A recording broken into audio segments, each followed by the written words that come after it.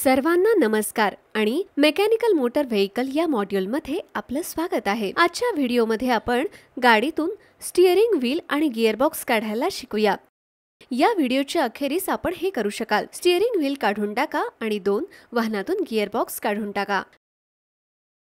हा व्यायाम करण्यासाठी लागणारी साधने, उपकरणे आणि साहित्य गोळा करूया।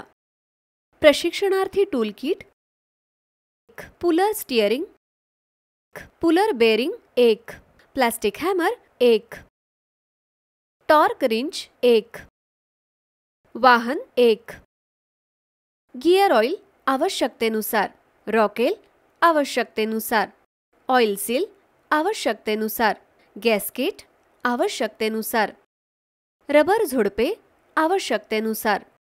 स्टीअरिंग व्हील काढून टाका। त्यानंतर सर्वप्रथम बॅटरी डिस्कनेक्ट करा।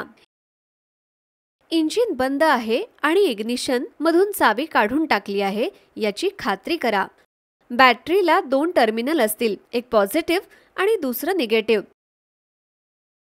पॉझिटिव्ह टर्मिनलमध्ये सहसा लाल आवरण किंवा प्लस चिन्ह असते, तर निगेटिव्ह टर्मिनलवर काळे आवरण किंवा मायनस चिन्ह असते। प्रारंभ करण्यासाठी कार्यासाठी समायोज्य रेंज किंवा योग्य सॉकेट आणि रेचेट निवडा। बॅटरीचे निगेटिव्ह टर्मिनल सुरक्षित करणारे नट काळजीपूर्वक सैल करण्यासाठी हे साधन वापरा। एकदा शिथिल झाल्यावर बॅटरी टर्मिनलमधून निगेटिव्ह केबल हळूवारपणे वेगळी करा। अपघाती संपर्क टाळण्यासाठी केबल बॅटरीपासून दूर ठेवली आहे याची खात्री करा। पॉझिटिव्ह टर्मिनलसाठी प्रक्रियेची पुनरावृत्ती करा। सैल करा, पॉझिटिव्ह केबल वेगळे करा आणि बॅटरीपासून दूर ठेवा।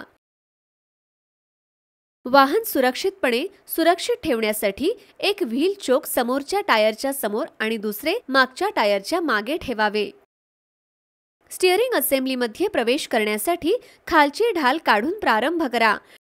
ढाल सुरक्षित ठेवण्यासाठी कोणतेही रिटेनिंग स्क्रू किंवा क्लिप काढून टाकण्यासाठी योग्य स्क्रूड्रायव्हर किंवा रिंच वापरा। हे फास्टनर सहसा ढालीच्या परिघाभोवती स्थित असतात। स्टीअरिंग असेंब्लीच्या तळाशी हॉर्न बटन आणि हॉर्न वायर डिस्कनेक्ट करा। नंतर कनेक्शन प्रकारावर अवलंबून आपल्याला हे आवश्यक असू शकते। कनेक्टर सुरक्षित करणारी क्लिप जारी करा। हॉर्न वायरला गाडीच्या वायरिंगशी जोडणारे टर्मिनल अनस्क्रू करा। कनेक्टर हळूवारपणे बाजूला खेचून अनप्लग करा।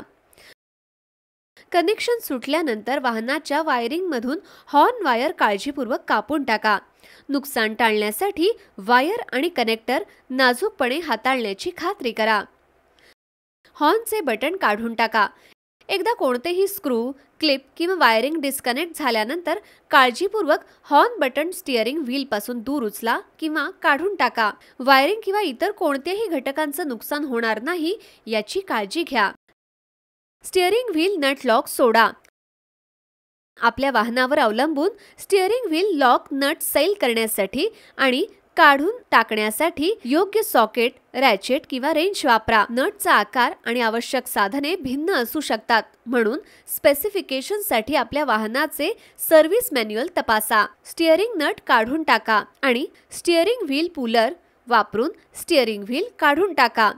स्टीअरिंग व्हील पुलर स्टीअरिंग व्हीलवर ठेवा आणि धाग्याच्या शाफ्टवर सेंटर बोल्ट ठेवा। पुलरचे हात स्टीअरिंग व्हीलला अशा प्रकारे जोडा ज्यामुळे प्रेशर समानपणे वितरित होईल।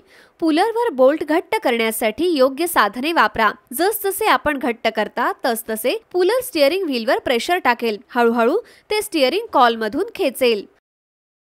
स्टीअरिंग गिअरबॉक्स काढून टाका।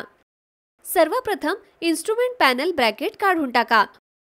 वाहनाच्या बॉडीवर इन्स्ट्रुमेंट पॅनल सुरक्षित करणारे फास्टनर शोधा आणि काढून टाका। हे फास्टनर बऱ्याचदा इन्स्ट्रुमेंट पॅनलच्या वरच्या आणि बाजूला असलेले स्क्रू किंवा बोल्ट असतात।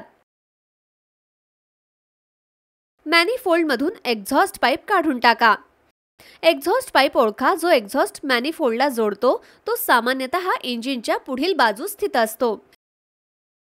एक्झॉस्ट पाईपला अनेक पटींनी सुरक्षित करणारे बोल्ट किंवा नट सैल करण्यासाठी आणि काढून टाकण्यासाठी सॉकेट सेट किंवा रिंच वापरा। अनेक कनेक्शन्स असू शकतात, म्हणून प्रत्येकासाठी ही प्रक्रिया पुन्हा करा। फ्लोअर बोर्डवर असलेली स्टीअरिंग कॉलम कव्हर प्लेट काढून टाका। स्टिअरिंग कॉलमच्या पायथ्याभोवतीचं क्षेत्र ओळखा, जिथं ते जमिनीला मिळतं. कव्हर प्लेट एक स्वतंत्र पॅनल किंवा एकूण डॅशबोर्ड रचनेचा भाग असू शकते. फिलिप्स हेड स्क्रूड्रायव्हर किंवा योग्य साधन वापरून स्टिअरिंग कॉलम कव्हर प्लेट सुरक्षित करणारे कोणतेही स्क्रू किंवा फास्टनर शोधा आणि काढून टाका. स्टिअरिंग गिअरबॉक्सची स्थिती लक्षात घ्या आणि फ्रेम आणि स्टिअरिंग गिअरबॉक्सवर ठसा उमटवा. हे चिन्ह गिअरबॉक्स त्याच ओरिएंटेशनमध्ये पुन्हा स्थापित करण्यास मदत करेल.